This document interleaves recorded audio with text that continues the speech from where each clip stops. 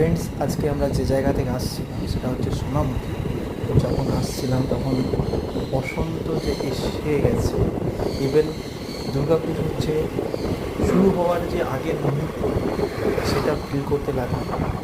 অনেক কাশফুল ফুটেছিল চারিদিকে, সেটা দেখতে দেখতে আমরা আসছিলাম।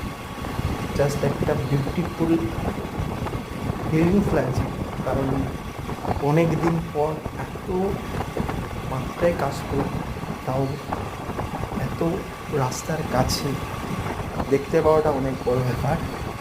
কারণ এই রাস্তাতে সাধারণত এত কাশফুল থাকে না, এখন অলমোস্ট সব জায়গায় তো ক্লিয়ার করা থাকে। তো যাই, এই জায়গাটায় কিন্তু এখনও কাশফুল রয়েছে, যার জন্য আমরা এটা দেখার একটা অনুভব নিতে পারি।